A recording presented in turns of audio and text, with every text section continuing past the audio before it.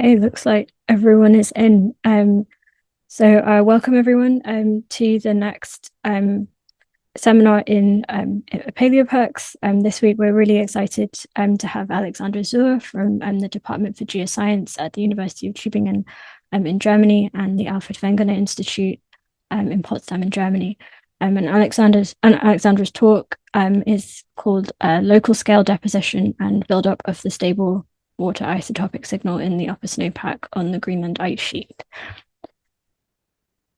So the format of today's seminar, if you haven't been to a Paleopack seminar before, or it's been a while since you last joined us, so we'll have a welcome and announcements for around 5 minutes, followed by Alexandra's talk, and a moderated Q&A and an after-talk tea time that Alexandra's very kindly agreed to stay for, which we very much encourage you to stay for as well.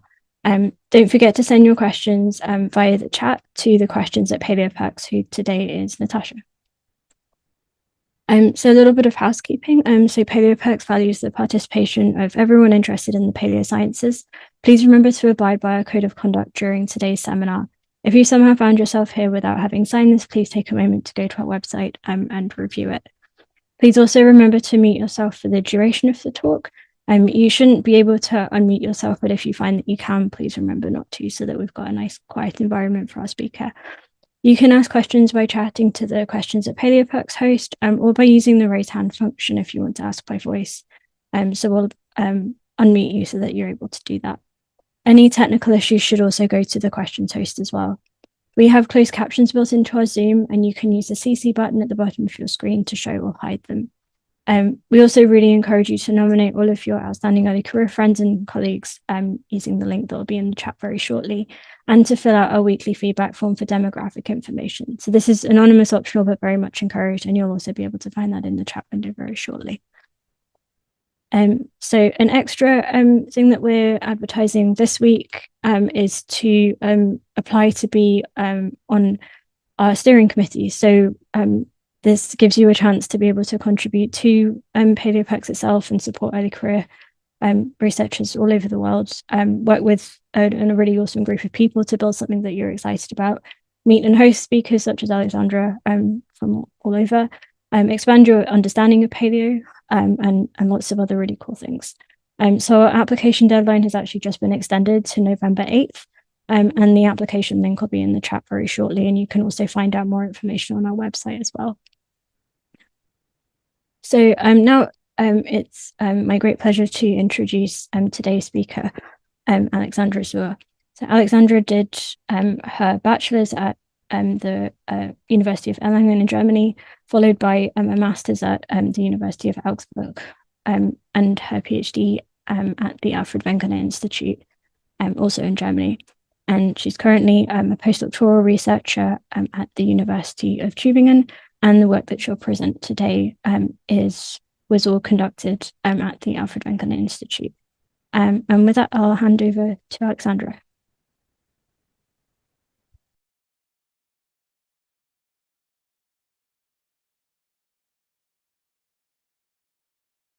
Yeah, thank you for the introduction.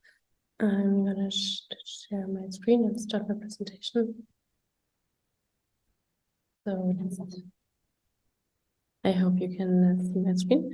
Welcome for the invitation to speak today at Paleoperks. I'm very delighted to introduce you today to my topic, which I was working on during my PhD. So that's why Alfred Wegener Institute is still up as an affiliation, even though I'm a postdoc at Tübingen University, as it was introduced. I'm gonna take you to the Greenland ice sheet today, and I want to introduce the deposition and the buildup of the stable water isotopic signal in the upper snowpack there. So we're not gonna look into the far past, but we just stay a bit more closer to the present, and I'm gonna look into what we actually record in our isotopic signals, which are a proxy of temperature. Let me start with this picture. If we think about the climate, then we usually know that the climate is determined by orbital cycles and volcanic eruptions, which are changing the amount of insolation and the amount of radiation going through our atmosphere. That's influencing the mean state of our climate system and the variability In the recent years, we had anthropogenic forcing, which is kind of mixing up all of these long-term cycles, and the rate and the magnitude of the climate has changed. How do we know about that? Partly from instrumental data, but the instrumental period is just covering the last 120 or max 150 years. So we rely on proxy data and the science of paleoclimatology. I'm showing you here the delta 18O curve from an ice core from the North Greenland ice sheet from the Northbrook core. The x-axis is showing the time, and today present is on the right-hand side, and we go back 120,000 years. And we see that we are currently living in a relatively stable warm period during the Holocene, but we also have in general lots of variability. So the question is, what is actually stored in this curve, what we call proxy data, if we look at delta 18O, and what can we actually reconstruct from that? How are these data, what are they recording and observing? So usually we have environmental parameters like temperature, precipitation, radiation, CO2 concentration in the atmosphere. And we record that in paleoclimate archives such as ice cores, but there are many others like marine sediments, corals, tree rings. And we use those archives to get our observations, which we then use as information about the temperature or the environmental information. The observations are, however, associated with significant noise, especially in ice cores, and they reduce the climatic information which is contained in the proxy data. An example of that is a trench which was dug in Antarctica already more than 10 years ago. What we see here is on a scale of 50 meters, the delta 18O for the top 1.5 meters. And the conduct code is representing the delta 18O signal, which can be interpreted as temperature. And we can see here that if you would take a core from, for example, 10 meter and then the next one at 20 meter, that we have kind of a variability between those cores and we wouldn't get the same signal in both cores. If we compare of those cores to the weather station, then we also see that the cores are not really representing what the weather station is recording, and if it's not actually on a local and small time scale, then the question is, what do we actually record if we want to get long-term climate out of ice cores? That's also known from previous publications already in 1985, for example. So we know that there's kind of variability, but it's not really clear how the signal is actually deposited and how the signal is coming into our system. So I want to give an introduction to proxy-based climate reconstructions and their challenges. Then I want to go into the signal deposition and the signal build-up specifically. And in the end, I want to just give a small outlook on methods to improve climate reconstructions. So imagine we are standing on an ice sheet and we have snowfall and precipitation. It's all falling down on the surface. And then we can have structures building up, but we can also have wind on ice sheets. For example, we can also see it here. You can hear the sound too.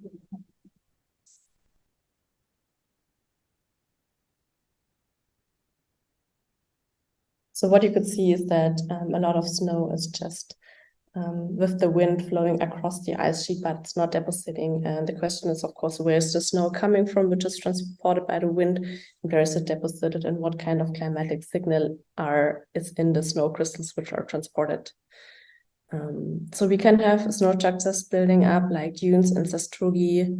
And on those days where we maybe don't have snowfall, we can have solar radiation, and that causes other processes happening between the snow and the atmosphere, but also in the snow, the new snow on top and the layers beneath.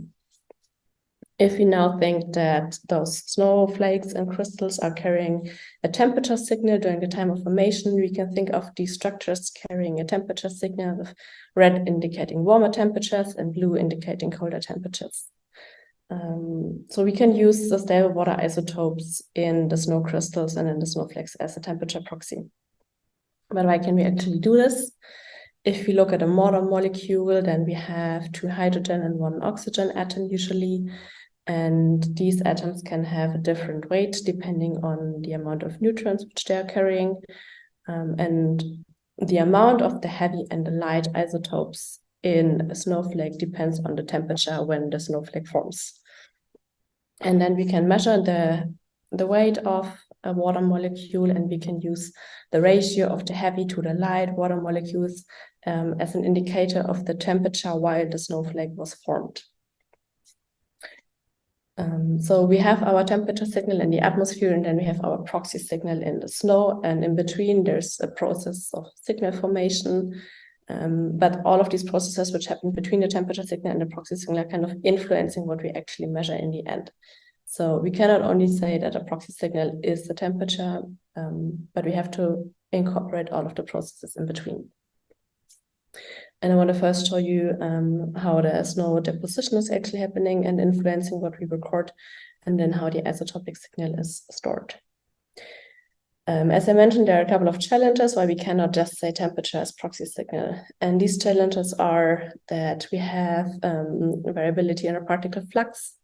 So the deposition of our signal carrier is the vertical downward flux. So we have falling snow crystals within the atmosphere, but the snowfall is varying in space and time. So the timing and the amount of snowfall is not always constant, but driven by synoptic weather regimes and prevailing winds, which leads to intermittent and potentially also seasonally biased snow deposition.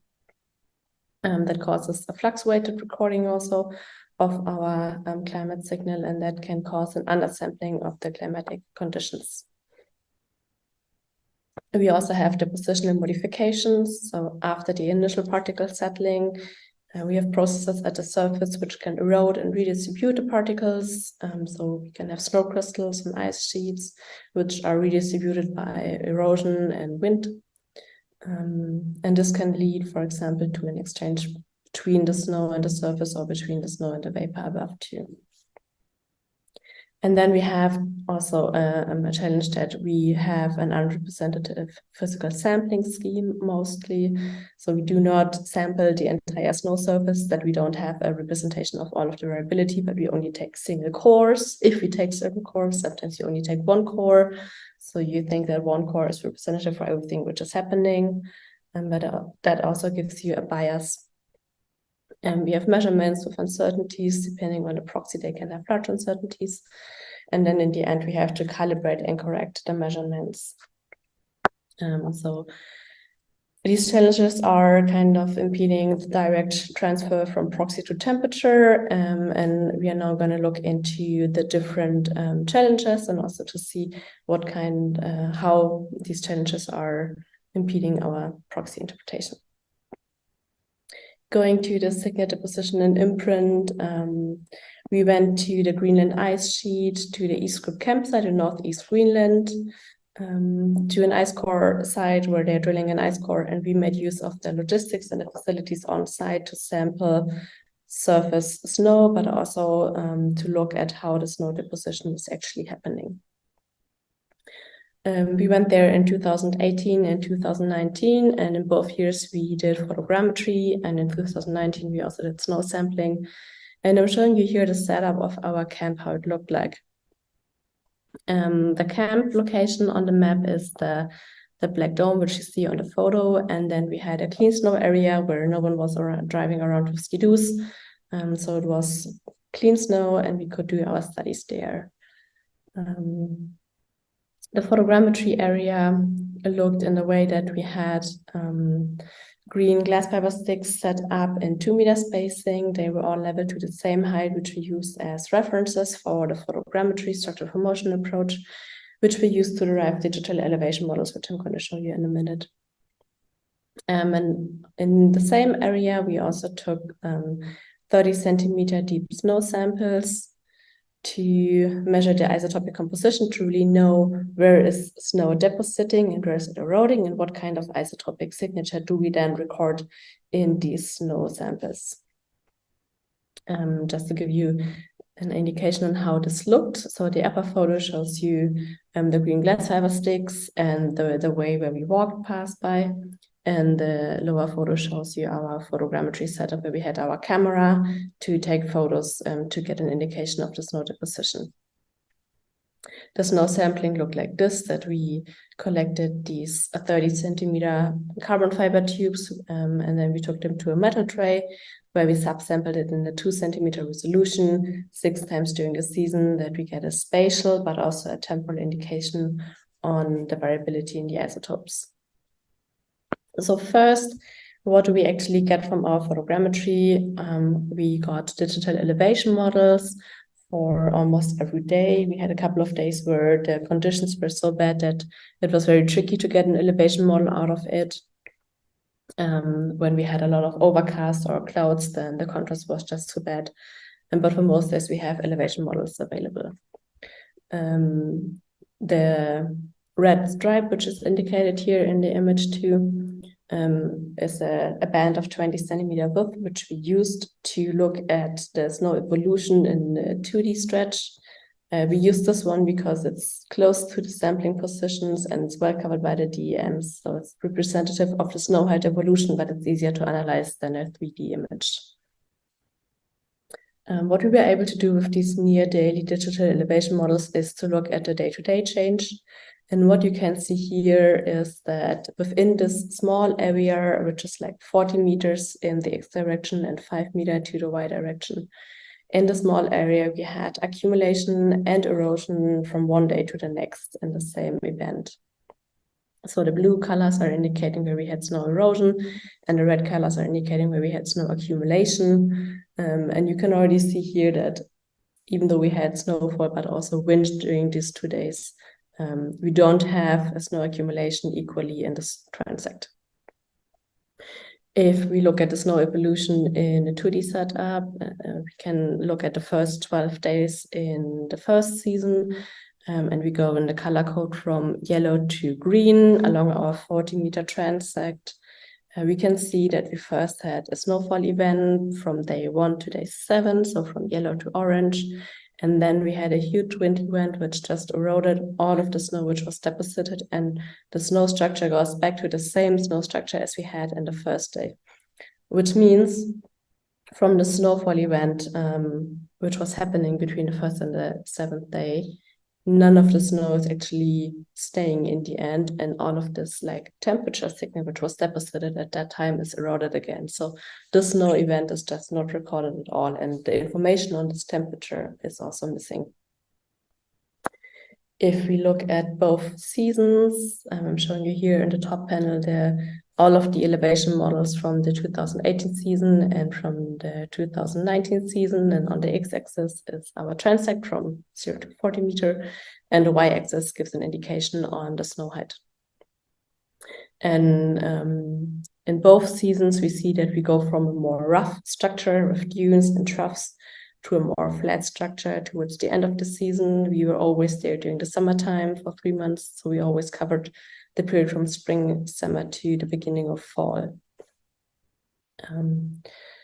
This is just a very interesting feature because we see that both years behaved similarly. So it's not that we recorded just a random year, but it's a persistent feature that we have a filling up of the troughs, and the dunes are kind of leveled out during the season, which is also important if we think about we take only a single core, which could mean that we can have a core at a position where we had a lot of snowfall during summer, or a position where we had barely any recording during the summer. Going back to the 2D picture from before, we have here in the dotted line the first day, and the solid line is the last day of the season in 2018. And we can now say that this was maybe just a special area where we had our band. But if we look at different sections, so we can look at the gray section where we had a trough in the beginning, and we see that we had a lot of snow accumulation in this area. Then we can have a look at the blue area, which had already a high snow height in the beginning of the season and had less snow accumulation. And the orange area had already kind of a profile within the area and leveled to more or less the same snow height towards the end of the season. So this shows us that we have a strong anti-correlation between the initial snow height and the amount of accumulated snow, meaning that the snow height is leveled out from the spring to the fall of the season, but it also means that the position of our proxy signal is kind of variable in space. We also compared the snow height and the evolution of the snow height to different parameters from a nearby weather station. And even though we are in Northeast Greenland, we find comparable patterns to East Antarctica, which is even colder and windier and has less snow accumulation. So it's kind of not only a pattern which we see in Greenland, but which we see on both big ice sheets on our planet. So there's kind of a mechanism behind it. And we also find a statistically significant correlation of minus 0.55 between wind speed and daily accumulation, which you see with the blue line indicated, which suggests that the snowdrift and erosion are important processes determining the snow accumulation. And higher wind speeds increasing the potential for a negative accumulation for snow erosion. And that's important if we want to kind of better understand when we have snow deposition and when we have erosion, that if we know higher wind speeds mean more snow erosion. If you go back to our picture from before, and if we take our daily elevation models and then pile up how we go from our initial structure to the final structure to the leveling out. And if you now just look at the color code and the color code indicating the day of the position of the respective snow parcel, then we can see that we don't have horizontal layers with each day representing one color code, but we see that we had about 7 snowfall events, which kind of contributed to this increase in the snow height of a 80-day period. So out of these 80 days which we were there, only 7 days are recorded in the end. And also, if we think again that the color here is not only day, but also temperature of this event, then we also see that not every day is recorded. If we now go to the real measurements of our isotopes of our temperature proxies, I'm shortly reminding you of the setup here. So we have now seen how the snow surface behaves and how the snow deposition behaves. And now we're going to look into the isotopic data to really see what is actually recorded in the upper snowpack, which is then eventually going into an ice core. This is a messy plot, but I'm going to walk you through. So on the x-axis is again our transect from 0 to 40 meters. And on the y-axis is the relative snow height, and the color code indicates the delta 18O signal, which we use as a temperature proxy. You can always see here indicated the snow height from the first day and then the new snow height on the respective sampling day between end of May and end of July in 2019 on our 6 sampling days. And there are a couple of interesting features to see here. First, if we look at the blue color code on the first sampling day on the 27th of May, then we can see that we have a winter layer persisting here, but we can also see that this winter layer has not the same thickness in all of the layers. For example, in the area between 30 and 40 meters, there is a really thick bubble of winter snow persisting, but then if you just go a bit to the left, there is no winter signal recorded at all. If we then go through all of the pictures going towards the end of the season, we see that we had a filling of the troughs with snow with a more warmer signature with more yellow and red colors. But we also see that the filling up is spatially not uniform, but it's more patchy. And we can also see that the accumulation of our summer signal is as patchy as the winter signal is. So now we wanted to understand how the signal is formed here, and if it's only that we have snowfall equals the same temperature from the same day. That's why we set up a simple simulation of the internal snow structure. So we used the snow height changes from our elevation models. We are accounting for snow erosion by saying negative changes in the snow height are snow erosion. So we also take down our snow. We say if we have snow accumulation, we pile up a layer and we give this layer the same temperature signature from the day from an automatic weather station which was nearby. And then we just try to compare these two structures. So the left picture, A, is our observations, and B is the simulation. And what we can see is that partly we can reproduce what we observe in our observations. On the first day of this picture, in the top, we see that we have a similar temperature signal in our simulations as we have in the observations. But then we also see that sometimes the observations are indicating a warmer temperature, even though the simulation would indicate a colder temperature. So what is actually recorded is still unsure, and for that we looked into the deeper parts of the snowpack in these analysis. So this is the same picture as I showed before, but it's not the real delta 18O, but the residual, so that the deviation in delta 18O from the mean of each parcel, and the boxes are indicating if we had significant changes throughout the season. And we don't see a real pattern that we can say that there's a shift towards warmer or towards more positive delta 18O signals.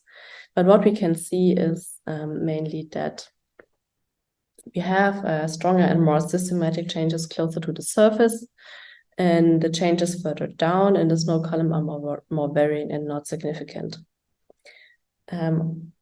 Why can that be? I already introduced in the beginning that we can also have exchange processes between the snow and the atmosphere, or between the new snow and the snowpack beneath. The delta 18O wouldn't show it as it is, but if we look at the d-excess, which is a combination of the deuterium ratio and the delta 18O ratio, we can get more information about that, because the excess is sensitive to non-equilibrium processes, which are, for example, vapor-snow exchange processes and sublimation. So if we have exchange processes between the snow surface and the atmosphere, so that would mean that we have a temperature imprint into our snow where we don't have precipitation, that can be visible in the d-excess. So we also looked at the d-excess signal, and I'm showing you here for the first day the d-excess signal as it is, but the d-excess in itself wouldn't give us a lot of information. So we just look at the delta d-excess, which gives us the deviation of the d-excess from the mean. And I want to highlight 2 days here, which is the 3rd of July and the 17th of July.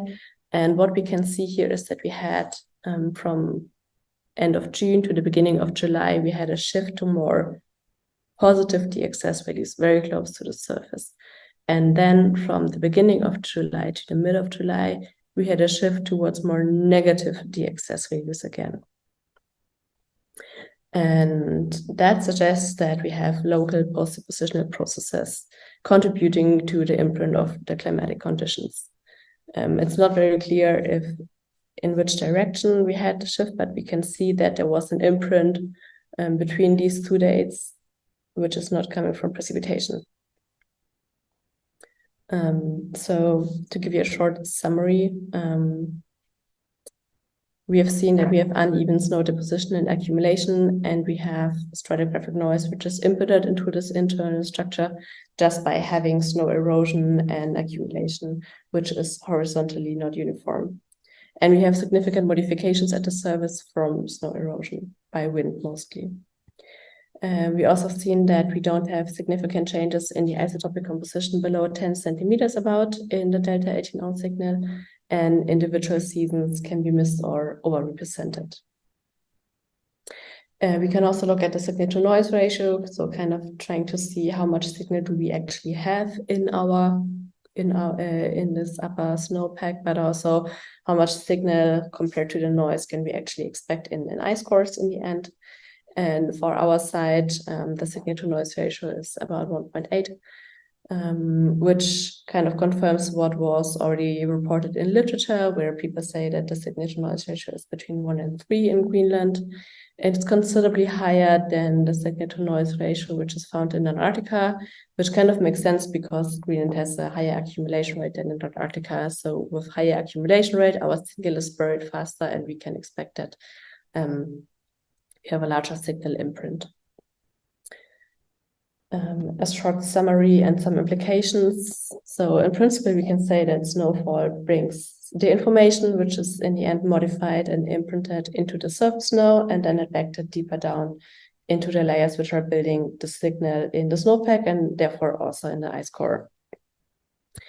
But we have depositional and post-depositional processes which are modifying this flux-weighted climate signal. And we have also seen that if we simulate our signal and if we account for the differences in the amount of precipitation, we can actually kind of reproduce partly what we would expect in our snowpack. By combining snow information and isotopes, we can see that we can very well study the snow deposition and exchange processes. Isotopic changes are occurring closer to the surface, and they might be related to isotope diffusion and air snow exchange. It would be ideal to have smaller spatial variation in the isotope sampling to get a better understanding of what's actually happening there. And further insights into the depositional and post-depositional modifications are interesting, but for that we would also need a higher sampling rate in DXS. So I also promised to say how we can actually improve our reconstructions and not only say what's missing. If we have more studies combining snowhead information and stable water isotopes, not only from this site but also from other sites with other climatic regimes, that can give a better idea and information about the signal content, which is actually stored in delta 18O. Combining this with other parameters like DXS or impurities could also help to further investigate the modifications and to be statistically on the safe side. Stacking and averaging across several profiles is always recommended, and not only use one profile, because we've seen that one profile is not similar, does not have to be showing the same signal as the next profile. We can also use proxy system models and implement our knowledge now into the sensor and the archive models, and then we can better understand if we know what we want to put into the model, and then we can see what's coming out. And if we can compare this with observations, we can better understand what kind of processes are happening between our temperature signal in the atmosphere and our proxy signal in the snow. And for that, there are different models available, snowpack models for the vapor-snow exchange, but also for snowdrift. And better understanding the processes, better understanding the models can help to better know what is actually imprinted. And then if you want to also improve climate reconstructions in space and not only knowing what is happening at one location, we can use tools to infer spatial information from the one-point measurement, for example, radar data. So it's if we want to not only know what's happening at this one point, but we've also seen that there is spatial variation. It can be beneficial to combine radar measurement and ice core measurements to actually know how the spatial information of our temperature signal, for example, looks like. And with that, I want to thank you for your attention. And I also want to thank my colleagues in the field, all of the e-script scientists and logistics. Without them, it wouldn't have been possible to measure so many samples and create so many elevation models. And I'm happy to answer any questions. Thank you. Thank you, Alexandra, for that fascinating talk. We are just seeing some round of virtual applauses going around the room. So we'll get started with questions. And just a reminder to folks, if people do have questions, please send them to questions@PaleoPerk's host. We can get started. So the first question is anonymous. And the question is, great talk, which highlights the importance of building an empirical understanding on the proxies we use. With your results, what are your thoughts on how to best incorporate the bias in the seasonality and timing of snow accumulation when inferring climate from ice cores? That's a very good question. I hope I could kind of give an idea on that in the end by showing some potential mechanisms on how to incorporate that. I would say it always depends also on the time scale you're interested in resolving or in analyzing in your ice cores. So if we look at long time scales, it doesn't matter if we record a subseason or a season. If you look at annual or decadal or millennial reconstructions, that's always fine. But if you want to go into decadal or subdecadal and especially seasonal reconstructions of temperatures, then I would recommend, or in my opinion, it's important to look at how much snow accumulation do you have, what are the conditions, how much solar radiation, what's the sublimation and the fluxes, and then just be careful what you interpret, or ideally try to have several cores. But I know that you cannot always drill tons of cores. Great. Thank you for the answer. The next one comes from Kay Sunder. And again, I'm dropping the question in the Zoom chat. The question is, does the immediate location of your measurement affect the processes of erosion and deposition, like around a coastal area where there is a daily shift in winds, glaciers and volcanoes, or areas with prominent geothermal activity? Yes, of course. So the study site here in Greenland is not influenced by strong katabatic winds, for example, which can be different if we go to the Eastern Arctic Plateau, which is kind of a key area for ice cores because the accumulation is low, so you can get a long history in accumulation. There are a couple of sites which have strong katabatic winds, and there it's more important to actually see how the winds are interplaying with the snow accumulation. We had kind of regular snowfall too, which is kind of nice to study the imprint because you just see a lot of snowfall and accumulation, and then you can actually study where is it distributed. If you would go again to Eastern Arctica, if you have less accumulation, it's also more tricky to kind of study that. And also your signal imprint is much lower. So I would say the lower the accumulation is, the harder it is to get a representative seasonal or annual signal in the end at all. I didn't study coastal areas at all, but I can imagine that coasts are even trickier because you have more influence from the ocean, and yeah, volcanoes or geothermal heat flux, which are also kind of messing up your environmental parameters. So it's more difficult to get that all into one box to know what kind of processes are influencing the imprint and the signal formation in the end. So yeah, I would say coastal areas are more tricky than the top of the ice sheet, which is determined only by snowfall and wind. Great, yeah. Thank you for answering. We have a few more questions. The next one is anonymous. The question is, the change in DXs during the beginning and middle of July was very interesting. Have you looked at relative humidity from the weather station and seen any relationships with DXs? And then a follow-up question for this is, do you think conducting such experiments over multiple years will help better understand the processes driving the changes you see? Yes. For the first part, we also looked at the environmental parameters from the weather station, and we also had a meteorological tower up, and we looked at that. The issue is a bit that we always had 2-week periods between samplings, and every 2-week period was characterized by snowfall, but also by periods which we would characterize as sublimation periods. So we had periods where we had sublimation fluxes from the snow towards the atmosphere, which would kind of give us an indication of the excess, but then we also had snowfall events and condensation events.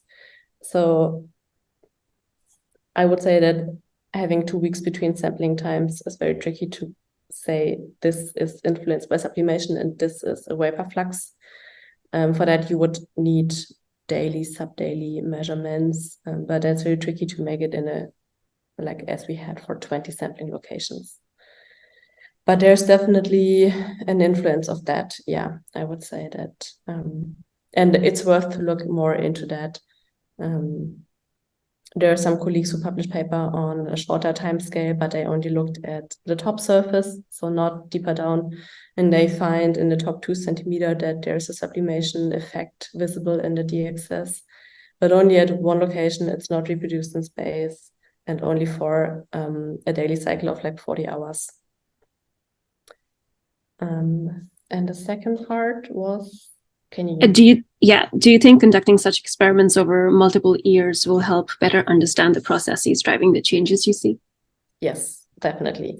I mean, we only looked at the summer season, and there's already the question, what's happening in the winter, that we always see surface features like sastrugi and troughs in the spring, which are leveling out in the summer. So there's already the indication that something has to happen during the fall and the winter time, which is creating the structures, and therefore also like creating a non-uniform imprint of the winter signal in this.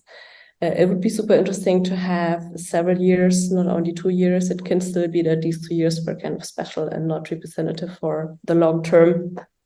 It would be interesting to have that for several years. There's one study from Antarctica which had a laser scanner up for a couple of years. That's a possibility to get information about what's happening with snowfall, snow redistribution. But a laser scanner is way more expensive than our setup, which was just a camera mounted on a sledge, which is a very cheap setup. Having a laser scanner requires a battery and maintenance and more systems. But for better understanding ice cores and what we're recording, it's definitely the way to go, I would say. Yeah, you have to start somewhere, right? Yeah. Yeah. Great. So we have 1 or 2 questions more. The next one is anonymous as well, and it says, you mentioned stable isotopes. Have you tried using other high-resolution geochemical techniques on your ice cores? Or I'm guessing it's the experiment that you just did. Yeah. We didn't look at any other geochemical elements because I'm not so familiar with all. I mean, there are tons of elements which you can analyze in ice cores. Delta 18O or DXS and deuterium are the classical ones which are used for temperature reconstructions. There are others which are used for seasonality, the wind directions in the atmosphere, kind of the dust content. We didn't look into any of that. But it's possible to just combine stable water isotopes with another proxy to get more information about the seasonality and these things. But we didn't look at that. We have one more question. It's what challenges did you encounter on your fieldwork? During the fieldwork challenges, we had a broken instrument. So we measured also stable water isotopic composition of the atmosphere, and we had a broken instrument on that. But we got a replacement within a week, which is kind of fantastic if you're on the ice sheet and you just calling via the InReach the company, and they're like, well, yeah, we send it to the New York Air Force and you get a new instrument. But that was a big challenge in the beginning. Yeah, I think it was the biggest one. Great. I think on that note, if anybody has any other questions, you can stick around during tea time and ask Alexandra your questions then. But we can give another round of applause. And Alexandra, thank you again for answering all the questions. I am going to take over screen share.